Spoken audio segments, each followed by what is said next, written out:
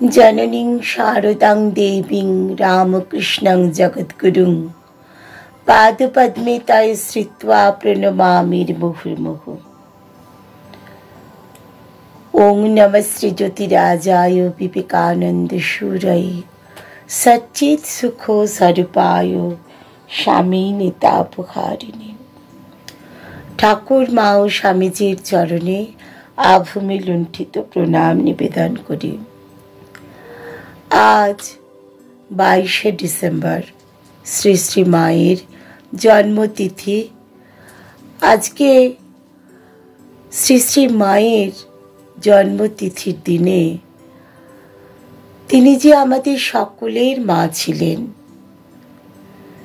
গিরিশবাবুকে তিনি বলছেন, কথার কথা মা নয়, পাতানো মা নয়, গুরু পত্নী নয়, সকলের মা।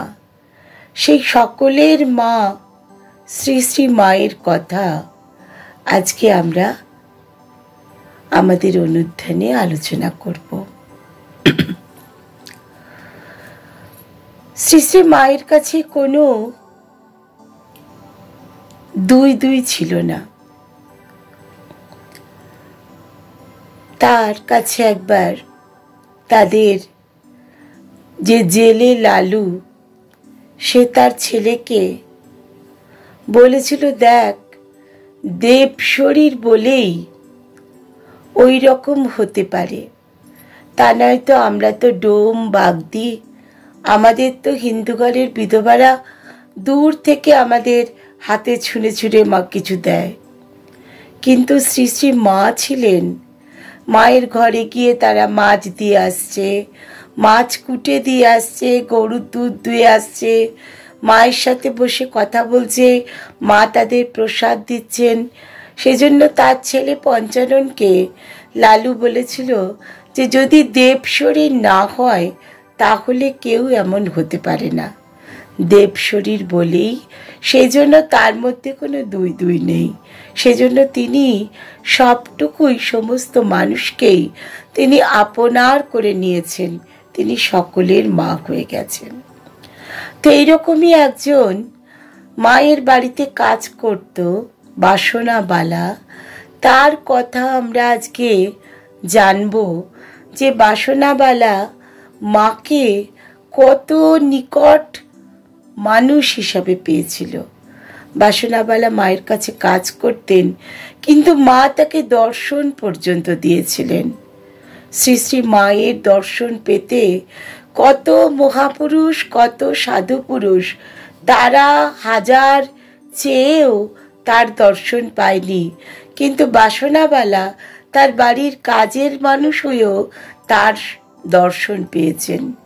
তিনি নিজ মূর্তিতে বাসনাবালাকে দর্শন দিয়েছেন। অধ্যাপক তড়িৎ কুমার বন্দ্যোপাধ্যায়কে বাসনাবালা নন্দী, তিনি তার ইন্টারভিউ দিচ্ছেন এবং সেই ইন্টারভিউতে তিনি বলছেন যে মায়ের কাছে দীর্ঘদিন বাস করেছি, তা প্রায় বছর 10 তো হবেই। জয়রামবাটিতে তিনি মায়ের বাড়িতে কাজ করতেন। জয়রামবাটিতে থেকেছেন, বাগবাজারে মায়ের বাড়িতে কাজ করেছেন। মাকে তিনি মা বলে ডাকতেন। যেদিন ভরত মহারাজের দীক্ষা হয়েছিল, সেদিন ভরত মহারাজের পরেই বাসনাবালাকে মা দীক্ষা দিয়েছিলেন। এটা সাধারণ কোনো গুরু হলে তিনি কিন্তু এই কাজ করতেন না। যে ভরত মহারাজের মতন একজন মহাপুরুষকে দীক্ষা দেওয়ার পরেই বাসনাবালা, যে তার বাড়ির কাজের মানুষ, তাকে দীক্ষা দিচ্ছেন এবং দুজনের মধ্যে কোনো পার্থক্য নেই। এবং কামারপুকুরে তিনি বলছেন যে মাকে খুব বেশি আসতে আমি দেখিনি, কারণ বাসনাবালা ছিল কামারপুকুরেরই মেয়ে। কিন্তু মায়ের যে বাড়ির লোকজন, অর্থাৎ ঠাকুরের ভাইপো ভাইজিরা মায়ের সাথে খুব খারাপ ব্যবহার করত।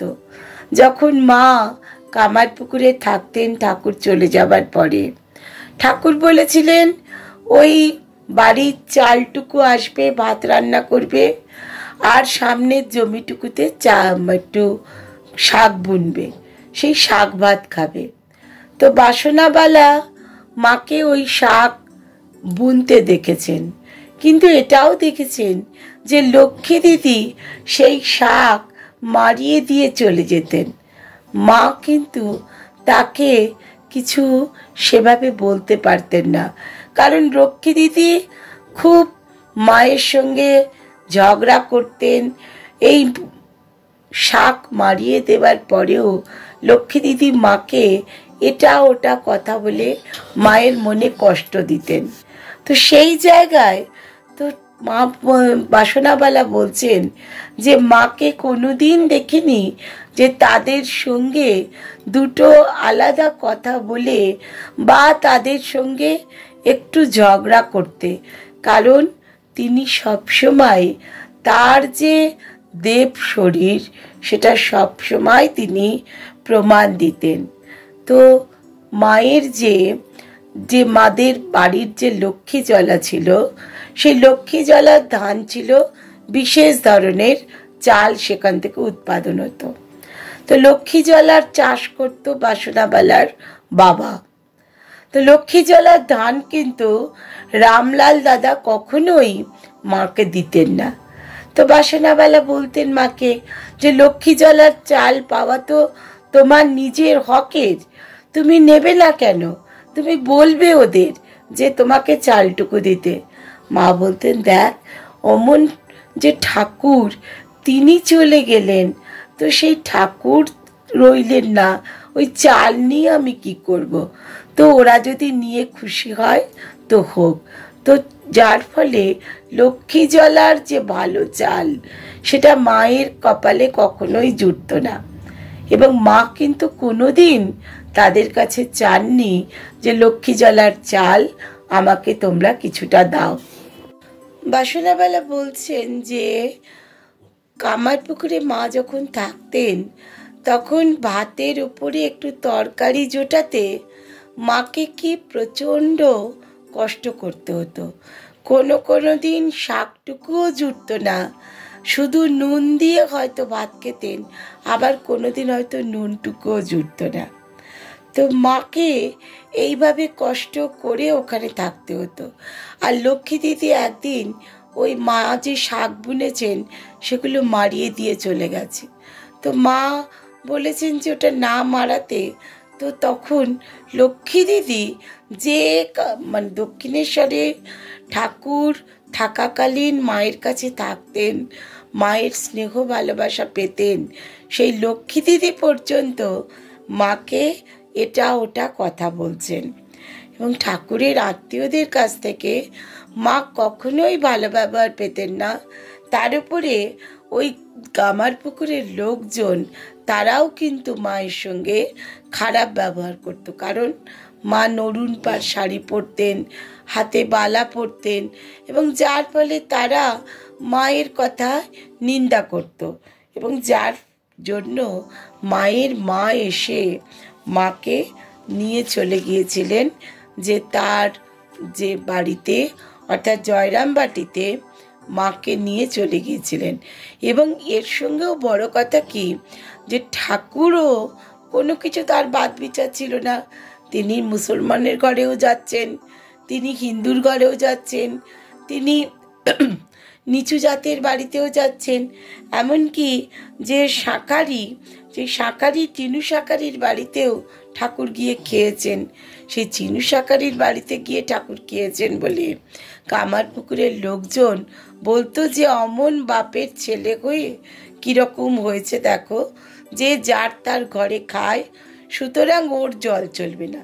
এবং মজার কথা কি যে মাকে এই সমস্ত কাজের জন্য কামারপুকুরের বড় ঘরের লোকজন মাকে কিন্তু জরিমানা করতেন, এবং জরিমানা মা দিতেন।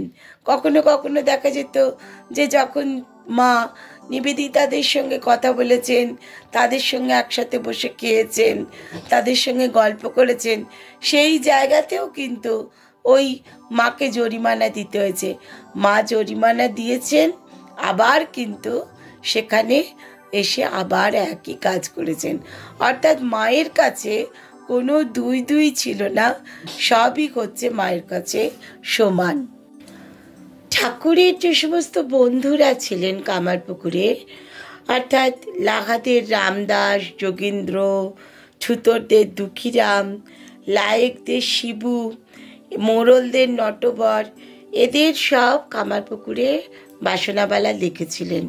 এবং যখন তিনি কামারপুকুরে যেতেন, মা তখন সকলের খোঁজ নিয়ে আসতে বলতেন, এবং মা তখন বলতেন যে প্রসন্ন দিদি তারও যেন খোঁজ নিয়ে আসেন। এবং প্রসন্নময়ী এরাও সবাই মাকে দর্শন করতে আসতেন, এসে তারা মাকে প্রণাম করতে যেতেন। কিন্তু যেহেতু তারা ঠাকুরের বন্ধু, সেজন্য মা তাদের প্রণাম নিতেন না। আর মায়ের কাছে বাসনাবালা কত কাজ করতেন। কখনো কখনো তার গায়ে তেল মালিশ করে দিতেন, তারপরে তার হাতে পায়ে ওই তেল মালিশ করে বিভিন্ন রকম যে তার ঘরের মধ্যে নেতা দেওয়া, তারপরে কাজকর্ম করা, বাসন ধোয়া ইত্যাদি সব কাজ করতেন। আর বলছেন মায়ের গা ছিল একদম নরম তুলোর মতন। তারপরে মা আবার কখনো কখনো তাকে ওই কামারপুকুর থেকে দুর্গা ময়রার জিলিপি আনাতেন, সতীশ ময়রার মতিচুর আনাতেন, যেগুলো ঠাকুরের খুব প্রিয় ছিল। তো সেগুলো মা এনে ঠাকুরকে ভোগ দিতেন, দিয়ে সেই ভোগ সকলকে সকলের মধ্যে সেটা ডিস্ট্রিবিউট করে দিতেন। আর কামারপুকুরের ব্রাহ্মণদের মধ্যে উপেন ঘোষাল, প্রসন্ন ঘটক, সত্য মুখুজ্জে, এরা সবাই এসে মায়ের খোঁজ নিত। আর মা যখন জয়রামবাটিতে শেষবার কলকাতায় গেলেন জয়রামবাটি থেকে, তখন অন্যদের সঙ্গে বাসনাবালাও বাগবাজারে গিয়েছিলেন, এবং সেইবারে মা অত্যন্ত ভুগেছিলেন। এবং যে রাতে সবাইকে ছেড়ে মা চলে গেলেন, অর্থাৎ 1920 সালে, তার পরের দিন বেলুড় মঠে যখন মাকে দাহ করা হলো, তখন বাসনাবালা বলছেন যে মাকে যেই মুহূর্তে দাহ করা শেষ হলো আর শরৎ মহারাজ জল ঢেলে দিলেন, তারপর কি বৃষ্টি, শিলাবৃষ্টি, যেন আকাশ বাতাস সমস্ত কিছু মায়ের দুঃখে যেন কান্নাকাটি করছেন। এবং তারপরে ওই শরৎ মহারাজই তাকে কয়েকদিন বাগবাজারে থাকার পরে লোক দিয়ে কামারপুকুরে পৌঁছে দেবার ব্যবস্থা করেছিলেন। বাসনাবালা এখানে মায়ের রান্নার কথা বলেছেন।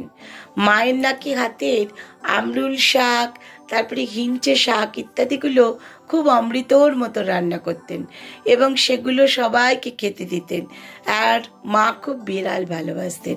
একবার হয়েছে কি, বাসনাবালা খাবার বাড়ছেন, তো মায়ের খাবার বাড়া হয়েছে, বাসনাবালা নিজের খাবারটা বেড়েছেন, কিন্তু বিড়ালকে খেতে দিতে তখন ভুল হয়ে গেছে। আর বিড়াল কি করেছে, সে এসে বাসনাবালার খাবারে মুখ দিয়ে দিয়েছে। তখন মা বলছেন, বাসনা তুই আমার খাবারটা খা। তো তারপর সে মায়ের খাবারটা দুজনে মিলে ভাগ করে খেয়েছে। তো বাসনাবালা বলছে যে সেই থেকে আর তার কখনো ভুল হয়নি যে বেড়ালকে খাবার দিতে, কারণ বেড়াল না হলে এসে তার খাবারে মুখ দিয়ে দেবে। আর ঠাকুরের সন্তানদের মধ্যে রাখাল মহারাজ, বাবুরাম মহারাজ, মহাপুরুষ মহারাজ, এদের সবাইকে বাসনাবালা দেখেছেন। এবং শরৎ মহারাজ, যিনি বাগবাজারে থাকতেন, তাকেও বাসনাবালা দর্শন করেছেন। এবং বাসনাবালা আরও একটি জিনিস দর্শন করেছেন, যা লক্ষ মানুষের মধ্যে একজন পায়। সেটা এখন আমরা বলবো যে বাসনাবালা একদিন, তখন তার 12-13 বছর বয়স, তো পাশের গ্রামে পুজো হচ্ছে, তো জগদ্ধাত্রী পুজো হচ্ছে, জগদ্ধাত্রী পুজোয় যাবে বলে সন্ধেবেলা মায়ের কাছে খুব কান্নাকাটি করছে যে মা আমি পুজো দেখতে যাব। তো মা তাকে বলছে, না, সন্ধেবেলা একা তুই যাবি না, তো তুই যা দেখতে চাইছিস তুই তা দেখতে পাবি। তো মা তাকে বলছে, ছোট মেয়ে, 12-13 বছর বয়স, সে কি করে এই কথাই ভুলবে? সে তো কিছুতেই ভুলছে না, সে খালি কাঁদছে যে মা আমাকে তুমি যেতে দিলে না। তো মা তখন বলছেন, একটা কাজ কর, তুই আমার পায়ে একটুখানি তেল মালিশ করে দে। বলে ওই বাতের তেল যে গরম করে রসুন তেল সেটা নিয়ে মায়ের পায়ে মালিশ করে দিয়েছে। তো মায়ের পায়ে পালিশ করে দিতে দিতে মা কখন ঘুমিয়ে পড়েছে। তো বাসনাবালা নিজেও ঘুমিয়ে পড়েছে। হঠাৎ দেখছে রাত তখন হয়তো 10টা সাড়ে 10টা বাজে, বা গ্রামের দিকে হয়তো আরও কম রাত, বা হয়তো বেশি রাত। তো তখন সে দেখছে যে সারা ঘর যেন আলোয় আলো হয়ে গেছে, এবং দেখছে যে মা যেখানে শুয়েছিল সেখানে আর মা নেই। তখন মা কোথায় গেল? দেখছে সেখানে একজন কেউ বসে আছেন, যার খুব সুন্দর চেহারা, লম্বায় চওড়ায় খুব সুন্দর, তার ফোলা ফোলা গাল, ফোলা ফোলা হাত, আর তার গায়ে কত গয়না পরা, তার গা থেকে যেন আলো ঠিকরে বেরোচ্ছে। আর কি রূপ তার, এক মাথা চুল, আর এই সমস্ত দেখে, আর টকটক করছে ফর্সা রং। এটা দেখে বাসনাবালা ভয় পেয়ে দৌড়ে ঘরের বাইরে গিয়ে মানে মাকে খুঁজছে, যে ঘরের মধ্যে কে বসে আছে, মা কোথায় গেল। তো মা মা করে ডাক দিয়ে কোথাও মাকে না পেয়ে আবার ঘরে চলে এসছে। এসে দেখছে মা তো যেমনকার তেমনই শুয়ে আছে। তো তখন মাকে ধাক্কা মেরে ডেকেছে, ডেকে বলছে, মা তুমি কোথায় ছিলে? তখন মা বলছে, কেন রে, আমি তো এখানেই শুয়ে আছি। বলছে, না তুমি শুয়েছিলে না, তোমার জায়গায় কে একজন ছিল। মা তখন মিষ্টি হেসে বলছেন, তুই তাকে দেখেছিস? বলছে, হ্যাঁ আমি তাকে দেখেছি, সে খুব সুন্দর, তার অনেক লম্বা লম্বা চুল, তার গায়ে কত গয়না, একদম যেন দেবীর মতন। তো মা বলছেন, তুই তাকে ঠিক দেখেছিস তো? তখন বলছে, হ্যাঁ আমি তাকে দেখেছি। মা কে সে?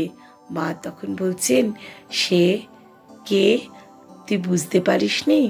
তখন বলছে, না মা আমি বুঝতে পারিনি।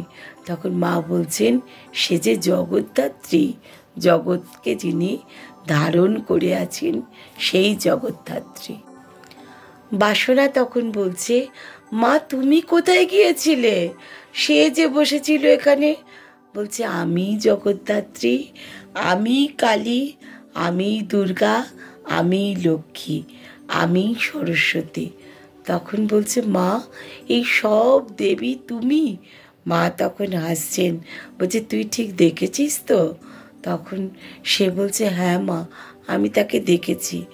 আর বাসনাবালা তারপরে বলছে যে মা বাতের ব্যথায় এত কষ্ট পেত, আর মায়ের গায়ে আমবাত হতো। আমবাত মানে সারা গায়ে ফুলো ফুলো চাকা চাকা, মানে মশা কামড়ালে যেরকম দাগ হয় সেরকম দাগ বেরিয়ে যেত। তো সেই মায়ের গায়ে বাসনাবালা তেল মালিশ করতো, আমবাদের মতন, ওই বাতের তেলের মতন আমবাদের তেলও মালিশ করতো। আর পায়ের তলায় একটা পদ্ম ফুলের মতন ছিল, সেই পদ্ম ফুলের জায়গাটা একটু খুঁট মতন ছিল। তো বাসনাবালা সেই জায়গাটা খালি খুঁটতেন, ভাবতেন বুঝি পদ্ম ফুলটাকে তুলে নেবেন। তো মা বলতেন, খোঁটরালে কি হবে রে, ওখানে খোঁটরালে কি কিছু পাবি? তো বাসনাবালা কিছু বলতেন না, মা হাসতেন আর বলতেন, খোঁটরালে কিছুই পাবি না। অর্থাৎ এই পদ্ম ফুলটা মা যে স্বয়ং জগজ্জননী, তার চিহ্ন হচ্ছে মায়ের পায়ের তলায় ওই পদ্ম চিহ্ন। ঠাকুরকে কিন্তু বাসনাবালা স্বপ্নে অনেকবার দেখেছেন। একবার ঠাকুর তাকে স্বপ্নে দিয়ে মন্ত্র দিয়েছিলেন। স্বপ্নে তিনি দেখলেন যে ঠাকুর যেন এসেছেন, আর তার ঘুম যেন ভেঙে গেছে। সেই ঘুমের মধ্যে ঠাকুর তার কানে ফু দিয়ে মন্ত্র দিয়েছিলেন, বলেছিলেন, হরি গুরু, গুরু হরি। তো বাসনাবালা সেই মন্ত্র শুনে বলছে, ঠাকুর তুমি আমায় বলছো? বলছে, হ্যাঁ রে, এই মন্ত্র তুই সবাইকে বলতে পারিস, কিন্তু তোর মা যে মন্ত্র দিয়েছেন সেই মন্ত্র তুই কাউকে বলবি না। এবং বাসনাবালা বলছেন, তড়িৎবাবুকে যে দেখো বাবা, এই যে বুড়ো বয়সে 96 বছর বয়স, এখনো পর্যন্ত আমি কানে ভালো শুনতে পাই, কারণ ঠাকুর আমার কানে ফুঁ দিয়েছিলেন বলে। যদি আমাকে একটুখানি চোখের ওপরে ঠাকুর হাত দিয়ে যেতেন, তাহলে আমি আর এই চোখে যে ভালো দেখতে পাই না সেটা আর হতো না, তাহলে চোখেও আমি ভালো দেখতে পেতাম। ঠাকুর কানে ফুঁ দিয়েছিলেন। বাসনাবালা কিন্তু যে সে নয়, সে মুকুন্দপুরের বুড়ো শিবকেও স্বপ্নে দেখেছে। মুকুন্দপুরের বুড়ো শিব একদিন তাকে স্বপ্ন দেখে দিয়ে বলেছিলেন যে ঠাকুর রামকৃষ্ণ যে, আমিও সে, অর্থাৎ আমিও যে পদার্থ, শিব ঠাকুরও যে পদার্থ, ঠাকুর রামকৃষ্ণ সেই পদার্থ। আর সারদা, তিনি হচ্ছেন দুর্গা, তিনি হচ্ছেন কালী, তিনি হচ্ছেন জগদ্ধাত্রী। এবং বলছেন বাসনাবালা, মা তো তাই ছিলেন, মা ছিলেন জগদ্ধাত্রী, দুর্গা, কালী, আর ঠাকুর ছিলেন কৈলাসপতি শিবের মতন। ঠাকুর এখনও আমাকে দেখা দেন এবং মাও দেখা দেন। এবং এই যে জীর্ণ পঙ্গু শরীর, তড়িৎবাবুকে বলছেন বাসনাবালা, এই জীর্ণ পঙ্গু শরীর, 96 বছর বয়স, তখনও দেখো বাবা আমি মহানন্দে রয়েছি। ঠাকুর, মা, এরা সবাই আমাকে কৃপা করেছেন বলেই তো আমি এত মহানন্দে রয়েছি। তা নয় তো আমি তো গরিব মানুষ, বাল বিধবা, আমার তো কত রকম কষ্ট হওয়ার কথা, কিন্তু মায়ের অভাবে আমার কোনো দিন খাওয়া পড়ার কোনো কষ্ট হয়নি, কারণ ঠাকুর আমাকে আশীর্বাদ করেছিলেন, মোটা ভাত মোটা কাপড়ের তোর কখনো অভাব হবে না। আর ওই যে মুকুন্দপুরের বুড়ো শিব, ওর কথা তুমি শুনবে? তো তড়িৎবাবু বলছেন হ্যাঁ বলো, শুনবো। বলছে মুকুন্দপুরের বুড়ো শিবের কাছে ঠাকুরের মা চন্দ্রমণি দেবী হত্যে দিয়েছিলেন। এই যখন ঠাকুর ওই দক্ষিণেশ্বরে পাগল হয়ে গেছে এই কথা সবাই বলছে, তখন চন্দ্রমণি দেবী গিয়ে ওই বুড়ো শিবের কাছে হত্যে দিয়েছিলেন। তখন বুড়ো শিব বলেছিলেন যে তোমার ছেলে পাগল হয়নি, তোমার ছেলের মধ্যে ঈশ্বরীয় ভাব এসেছে, ঐশ্বরিক আবেশেই তার মধ্যে ওই ভাব দেখতে পাওয়া যাচ্ছে। এবং চন্দ্রমণি দেবী দেবতার কথায় আশ্বস্ত হয়ে বাড়ি চলে এসেছিলেন। এবং জানো, তারপর থেকেই ওই বুড়ো শিবের কাছে সবাই হত্যে দিতে শুরু করলো। চন্দ্রমণি দেবী তো বুড়ো শিবের কাছে হত্যে দেওয়া গ্রামের মানুষকে শিখিয়েছিলেন। তো তারপরে বলছেন দেখো, ঠাকুর এবং মা আমাকে যেন কোলে করে রেখে দিয়েছেন। কিছুদিন আগেও কিন্তু আমার শরীর খুব শক্তপোক্ত ছিল। ঠাকুর আমাকে স্বপ্নে কবে বলেছিলেন যে তোর কোনো কিছুর অভাব হবে না, তোর মাই তোকে দেখবে আর শেষে নিজে এসে নিয়ে যাবে। তো বাবা, আমি এখন বসে আছি, কবে তিনি আমাকে নিতে আসবেন। তো এত সরল সাদাসিধে গ্রামের মানুষ তড়িৎবাবু তার পিঠে হাত বুলিয়ে দিয়ে বলেছিলেন যে হ্যাঁ ঠাকুমা, তোমাকে ঠিক তাড়াতাড়ি এসে নিয়ে যাবেন। এবং সেই আশার পথ দিয়ে দৌড়ে দিন গুনছেন বাসনাবালা। তো আজকে আমরা এই পর্যন্তই মায়ের অনুধ্যান করলাম। আমরা দেখলাম যে মা কিন্তু শুধু যে সাধু ব্রহ্মচারী বা মহাপুরুষদের মা নয়, মা হচ্ছেন সকলের মা, সকলের মা। সে গ্রামের যে মানুষটা চৌকিদার তারও মা, যে মানুষটা বাসন মাজে তারও মা, যে মানুষটা তার অন্যান্য কাজকর্ম করে দেয় তারও মা, এবং যে মুসলমানরা তারাও যে মায়ের কাছে এটা ওটা নিয়ে আসতো, মা তাদেরও মা। এমনকি বেড়াল, টিয়া পাখি, এদের সকলেরই মা। তো আজকে এই মাতৃ তিথিতে আমরা মায়ের চরণে আমাদের প্রণাম জানাই।